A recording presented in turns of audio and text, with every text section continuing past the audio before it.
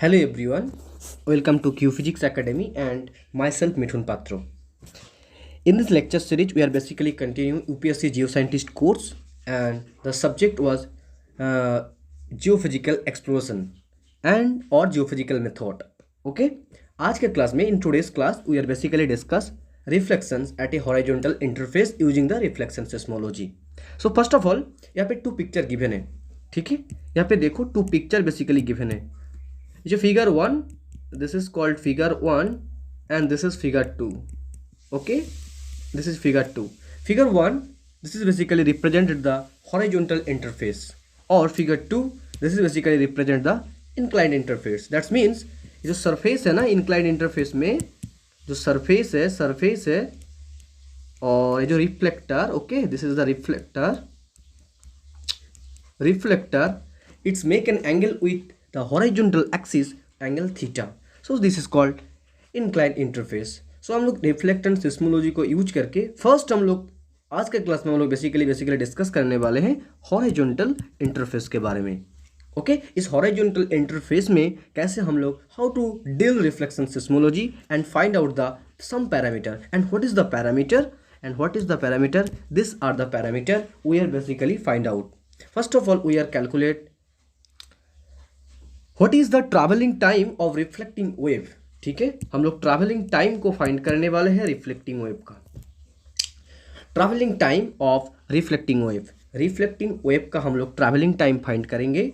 Second हम लोग find करने वाले हैं graphical nature of travelling time and horizontal distance. Graphical nature of travelling time T and horizontal distance x के बीच में हम लोग ग्राफिकल जो कंसेप्ट है उसको हम लोग पढ़ेंगे. फॉर रिफ्लेक्टेड वेव हम लोग दोनों reflected wave and direct wave, दोनों वेव के लिए, reflected wave and direct wave दोनों वेव के लिए हम लोग बेसिकली स्टडी करने वाले हैं.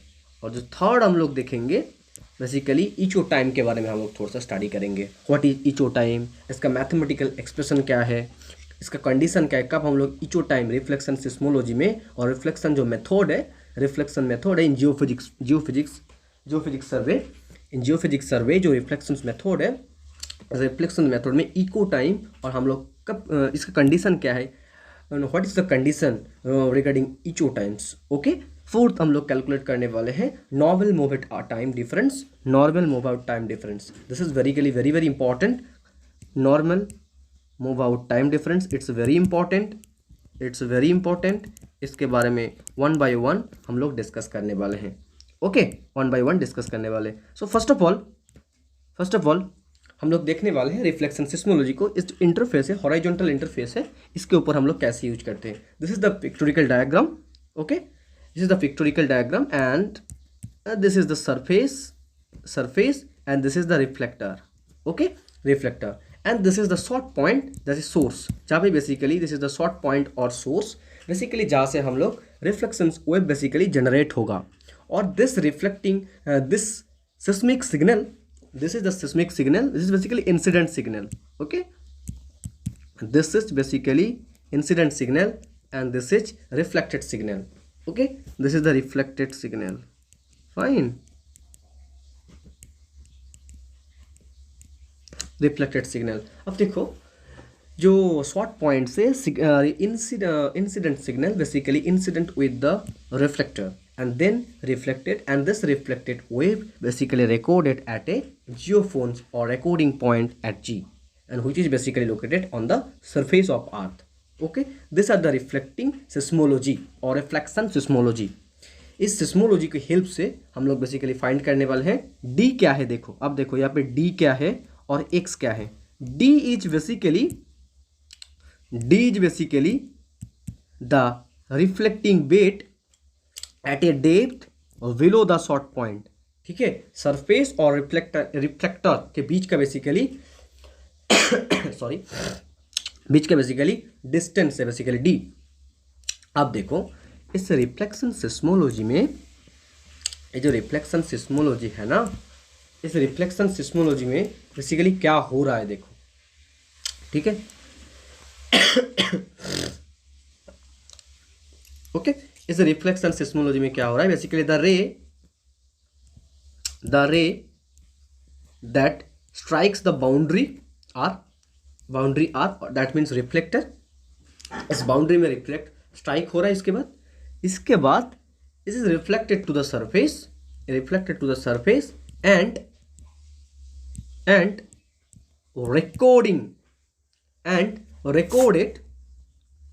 recorded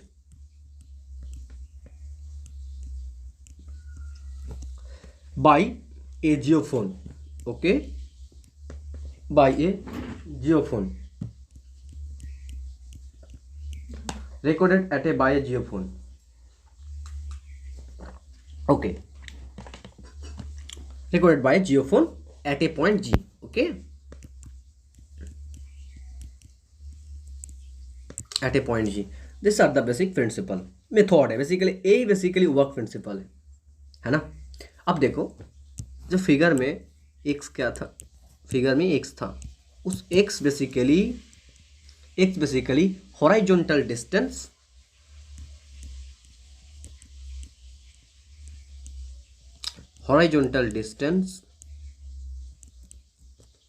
between G and short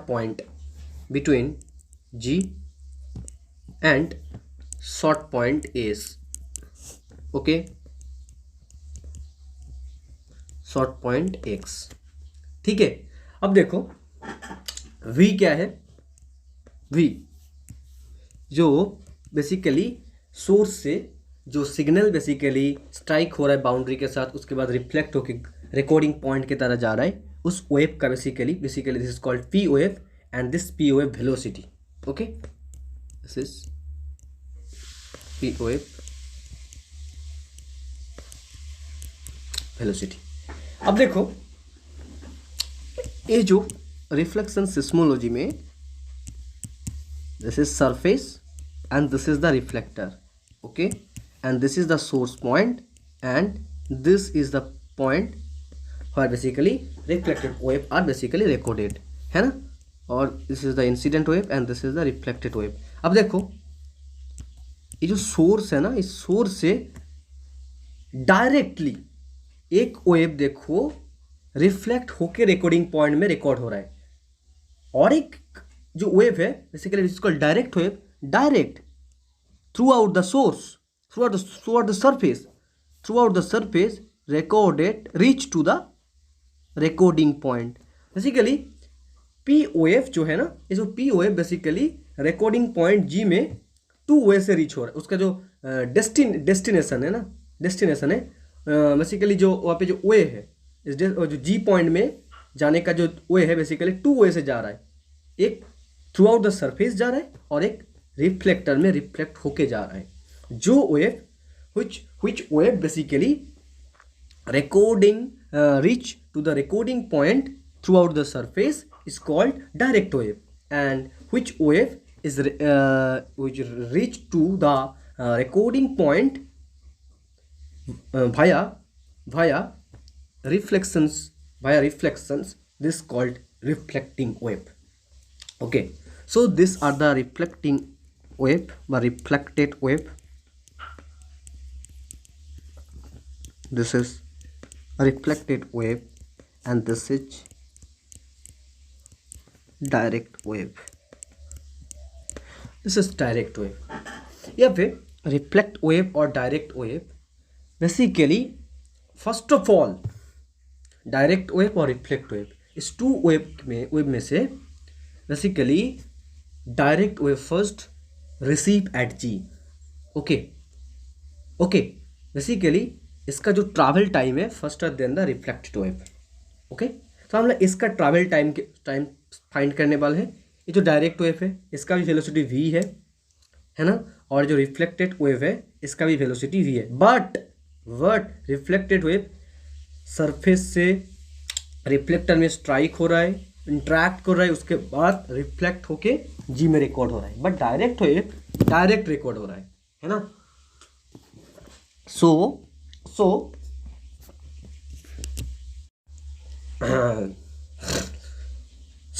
हम लोग फाइंड करने वाले हैं बेसिकली ये जो डायरेक्ट वेव रिकॉर्डिंग पॉइंट में रिकॉर्ड हो रहा है, इसका ट्रैवल टाइम, इसका रिकॉर्ड होने का ट्रैवल टाइम कितना है। ओके, सो हम लोग इसके बारे में थोड़ा सा कैलकुलेशन कर लेते हैं।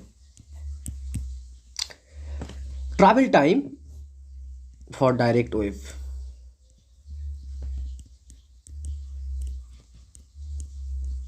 फॉर डायरेक्ट वेव,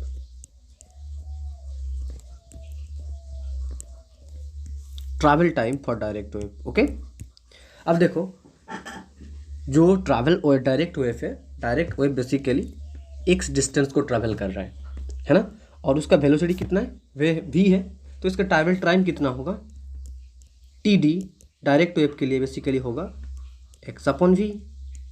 एक्स तो डिस्टेंस था एस और जी के बीच का डिस्टेंस। नेक्स्ट हम लोग देखने वाला है, this is one, this is very easy. Next हम लोग देखने वाले हैं ट्रैवल टाइम फॉर रिफ्लेक्टेड रे और reflected wave. Okay, this is very important.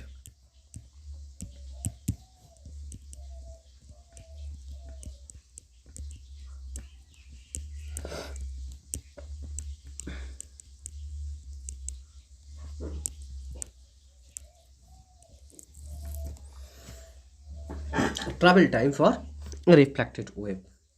Okay, travel time for reflected wave. अब देखो जो डायग्राम है ना, उस डायग्राम को देखो पहले। इस डायग्राम को, this is R and this is G, S R G, this are the basically reflected ray. Okay, हम लोग ट्रैवल टाइम फाइंड करने वाले हैं फॉर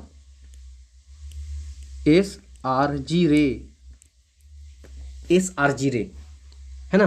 तो इसका ट्रैवल टाइम बेसिकली क्या होगा, देखो इसका पाथ को हम लोग, पाथ का सेक्शन बेसिकली टू है। एक जो एस आर जी रे है, फर्स्ट ऑफ ऑल एस से आर आ रहा है, उसके बाद आर से रिफ्लेक्ट होके आर से जी जा रहा है ना। So travel time of reflecting ray T equals to S R plus R G upon V. अब देखो एस आर और R G, this is basically equals, है ना, it's equal because incident angle and reflected angles are equal, है ना। So S R equals to R G, S R equals to R G. So this is T equals to 2rg upon v, 2rg upon v। So 2 upon v into R G. Next हम लोग इस are G का value हम लोग calculate करेंगे, calculation of R G, calculation of R G, heading डाल लो, calculation of R G, calculation of R G. Okay, R G का कैलकुलेशन करने के लिए this is the surface, this is the reflector and this is D and this is the basically R and this is G. Okay, and this is the distance basically x upon 2. Okay, तो RG हम लोग find करेंगे according to Pythagoras theorem. According to Pythagoras theorem, RG equals to basically d square plus x by 2 whole square, and this is equals to d square plus x square upon 4. Next हम लोग put करने वाले हैं इस are G का value. So this is the equation 2, this is the equation 2 and this is the equation 3। तो put the value in equation 2, put the value in equation 2 sorry, put the value in equation 2। So the travel time for reflected wave, it's equals to 2 upon v into r square plus x square upon 4। अब देखो root, inside the root हम लोग r common लेंगे, r square basically हम लोग common ले लेंगे, तो basically 2r upon v and this is equals to 1 plus x square upon not r, this is d, sorry this is d, शायद d था, हाँ d था, सॉरी डी था, डी यहाँ पे भी डी होगा, डी 4d स्क्वायर, है ना, 4d square not R. So the travel time का जो फॉर्मूला मिला, फाइंड टाइम का जो एक्सप्रेशन मिला, t equals to D upon V root under 1 plus X square upon 4d square and this is equals to t equals to t naught root under 1 plus x square upon 4d square. This is the travel time for reflected ray. This is the travel time for reflected ray, where t naught equals to 2d upon v. 2d upon v, d क्या था, difference between और depth of the surface layer, और v is the velocity of v wave. Okay, अब ये जो t0, इस t0 what is the name of this, इसको हम लोग क्या बोलने वाले हैं, इस t0 को हम लोग बेसिकली क्या बोलने वाले हैं. ठीक है, देखो, this is t equals to t0 1 plus X square upon 4d square. This is the expression for travel time. Expression for this is the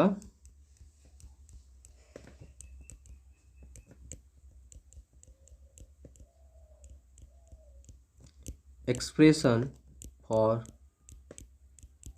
travel time of reflected ray.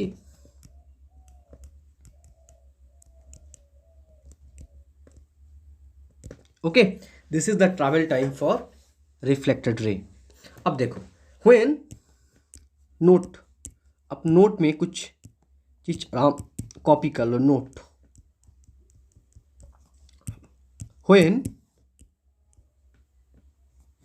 x equals to 0, that means short point और जो recording point है, इस दोनों के बीच का difference basically 0 हो रहा है ना, 0 हो रहा है. दैट्स मीन्स हम लोग जहाँ से सिग्नल बेसिकली प्रोड्यूस्ड हो रहा है वहाँ पे हम लोग रिकॉर्ड करेंगे, है ना, रिकॉर्ड करेंगे. उस कंडीशन में क्या होगा, travelling time for reflected wave, the travel time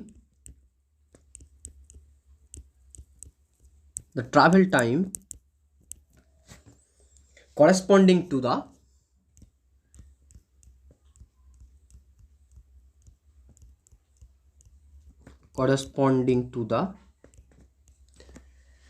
vertical echo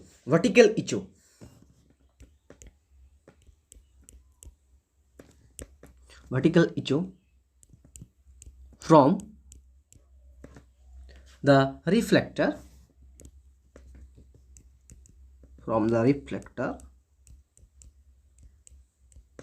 reflector, ठीक है, at x equals to 0, the travel time corresponding to the vertical echo from the reflector is called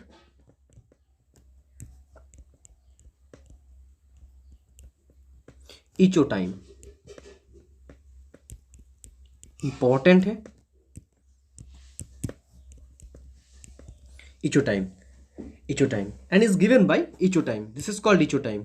So echo time क्या है, at x equals to 0, the travel time corresponding to the vertical echo from the reflector, है ना, from the reflector at x equals to 0, basically signal ऐसे आया और ऐसे करके reflect होके इस पॉइंट में बेसिकली रिकॉर्ड होगा, इस पॉइंट में रिकॉर्ड होगा. This is called vertical echo. Okay, and this vertical echo record करने का जो टाइम है, this is called echo time. Okay, and echo time का expression t equals to basically होगा t0, that means 2d upon v. So echo time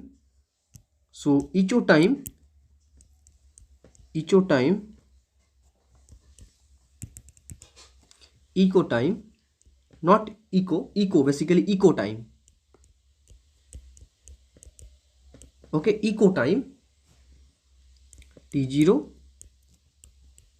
equals to not root over 2d upon v. This is the eco time in reflection seismology. This is the eco time in reflection seismology. very important है, इसको याद भी रखना है for prelims part. Prelims section में इससे short question, numerical type question भी आता है, रिमेंबर, इंपॉर्टेंट भी है।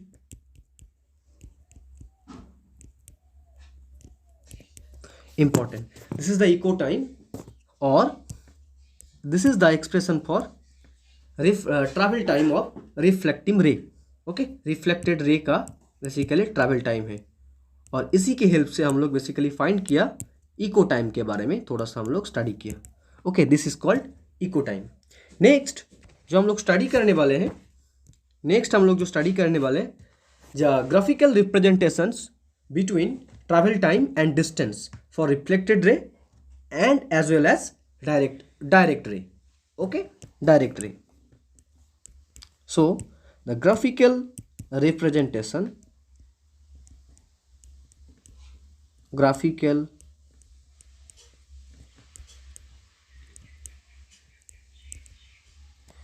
representations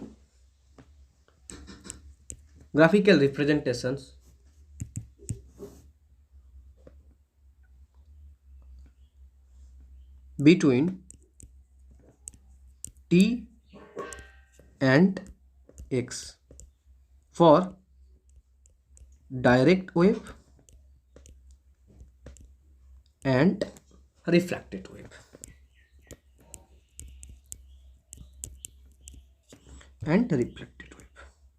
this is the heading, okay, this is the heading। अब देखो, इस ग्राफिकल रिप्रेजेंटेशन को अच्छे से समझने के लिए first of all we need some relations, and what is the relation between T and X. T and X के बीच का रिलेशन के बारे में बहुत अच्छा खासा नॉलेज होना बहुत जरूरी है। अब देखो, we know the relationship between T and X for reflected ray, and what is the relation and relation is the travel time for reflected ray. उसी जो इक्वेशन मिला था, उस इक्वेशन को हम लोग थोड़ा सा रीअरेंज करेंगे और उसको हम लोग एक अच्छा खासा फॉर्म डेवलप करने वाला है उस रिलेशन से, और उसी से हम लोग बेसिकली ग्राफ को प्लॉट करेंगे। सो for reflected ray, basically for reflected ray,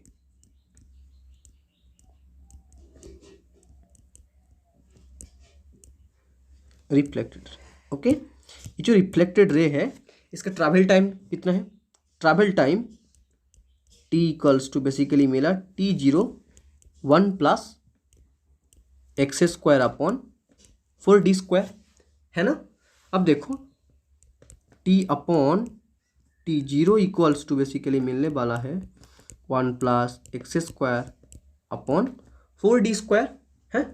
okay, हम लोग इस बार बोथ साइड को स्क्वायर कर देंगे, ठीक है, बोथ साइड हम लोग स्क्वायर करने वाले हैं। तो बेसिकली जो मिलने वाला है t upon t0 whole square equals to 1 plus X square upon 4d square, and that is equals to t minus t0 whole square minus X square upon 4d square equals to 1।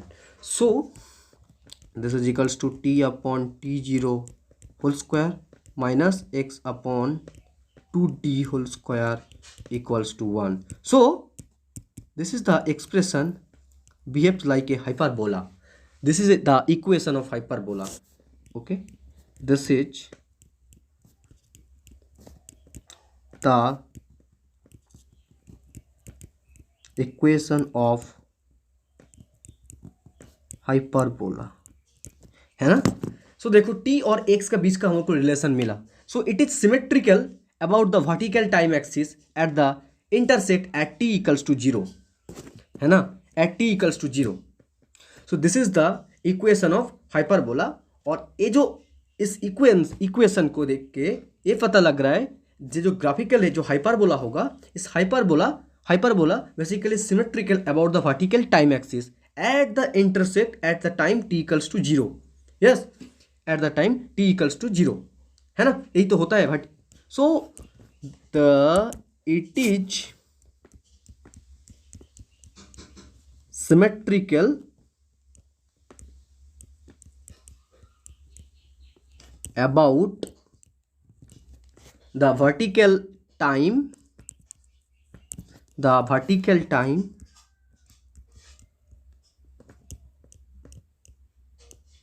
axis at intersect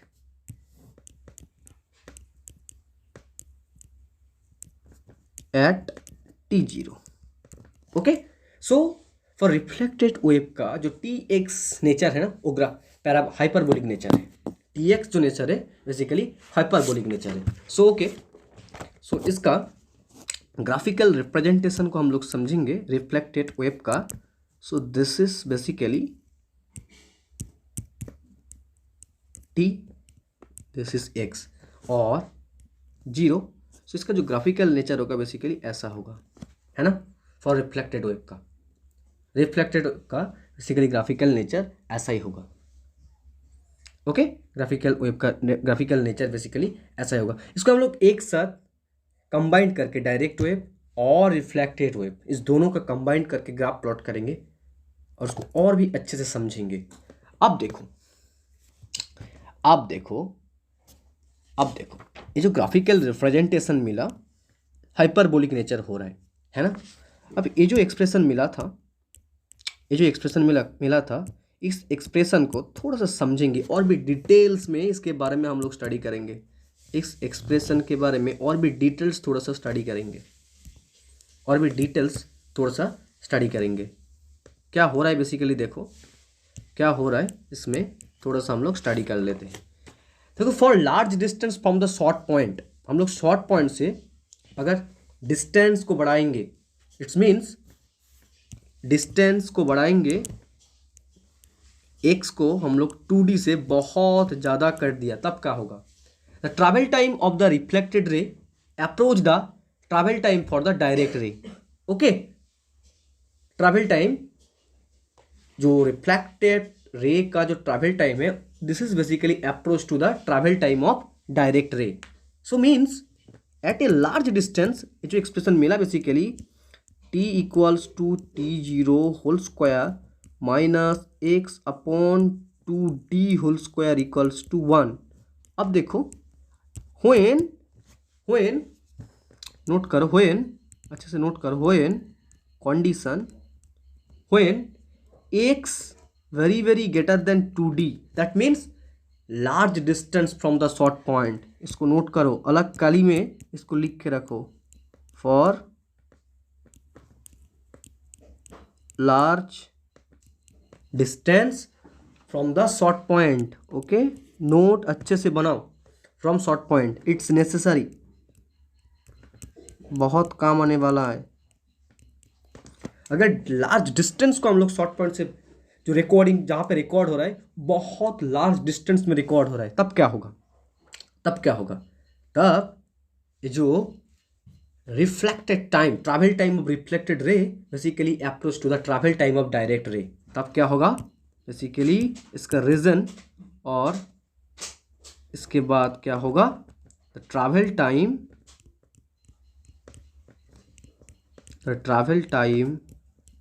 of reflected ray approach to travel time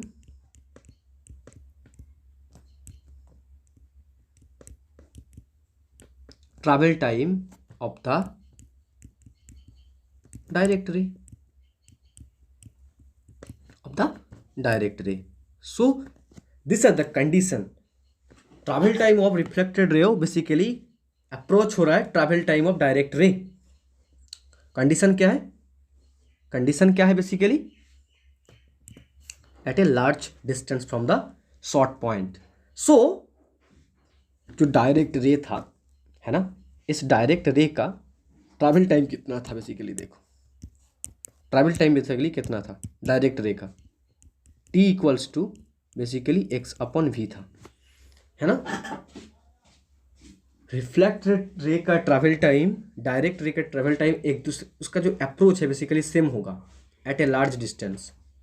सो इसी concept के ऊपर based करके हम लोग travel time और distance का बीच का graph हम लोग प्लॉट करेंगे for reflected ray as well as direct ray, okay, as well as direct ray. So इसको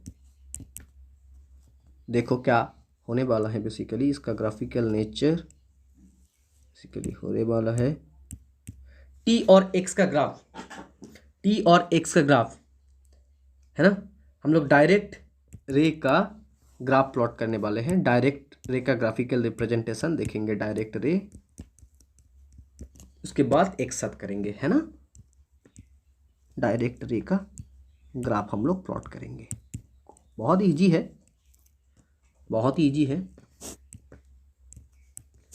फॉर्मूला क्या था, टी इक्वल्स टू एक्स भी, टी और भी का एक्स के बीच में ग्राफ प्लॉट करेंगे।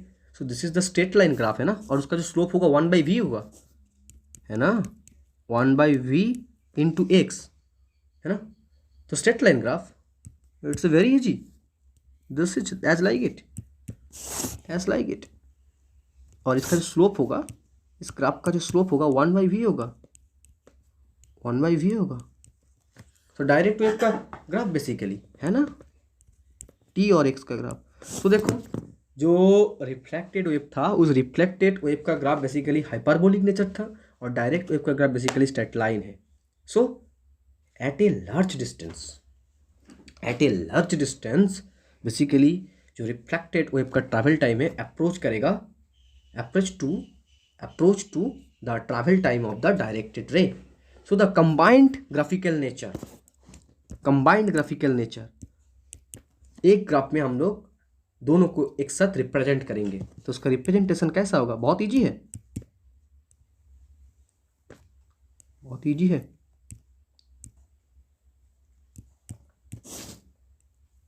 दिस इज द डायरेक्ट रे, दिस इज डायरेक्ट रे और this is reflected ray, okay, this is the travel time and this is the horizontal distance, okay, this is the horizontal distance। अब देखो ये जो region है ना, इस रीजियन को देखो, यहाँ पे इस रीजियन को देखो अच्छे से, इस रीजियन को देखो,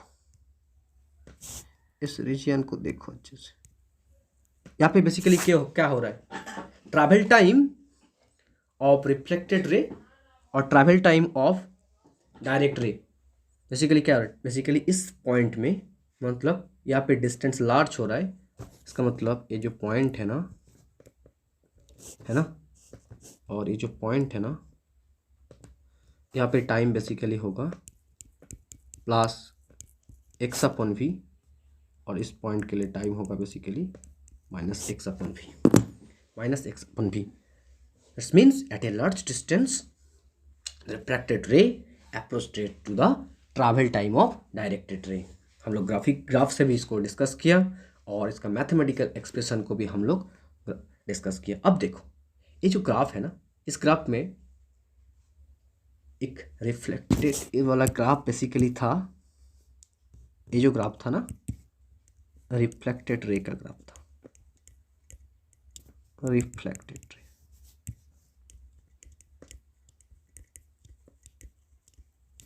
और दिस इज डायरेक्ट रे, है ना। अब देखो two lines, the hyperbola and the two lines are basically asymptotic nature है, इसका एसिम्प्टोटिक फॉर्म है। व्हाई एसिम्प्टोटिक, एसिम्प्टोटिक मीन्स इसका जो वेरिएशन है ना, डिस्टेंस का वेरिएशन हम लोग 0 से लेके इनफाइनाइट तक हम लोग इसको ले सकते हैं, इस ग्राफ से देख के पता लग रहा है ना, एसिम्प्टोटिक फॉर्म है। सो इन रिफ्लेक्शन सिस्मोलॉजी को स्टडी करने के बाद फॉर ए हॉरिजॉन्टल सरफेस, जो रिफ्लेक्शन सिस्मोलॉजी को स्टडी करने के बाद जो हॉरिजॉन्टल सरफेस के लिए हम लोग ग्राफिकल कंसेप्ट स्टडी किया फॉर रिफ्लेक्टेड रे और डायरेक्ट रे, this is basically asymptotic nature, okay. इसको नोट करके अच्छे से कॉपी में लिख के रखो। The hyperbola the hyperbola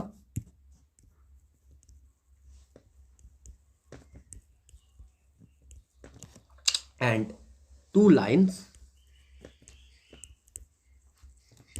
two lines are asymptotic nature. इसका नेचर क्या है, ग्राफिकल नेचर क्या है, asymptotic. Okay, asymptotic means variation from 0 to infinity. Asymptotic means variation from 0 to infinity. वो ग्राफ देख के पता लग रहा है इसका वेरिएशन 0 to इन्फाइनिटी हो रहा है. सो एसिम्प्टोटिक नेचर होगा reflected ray as well as direct रे.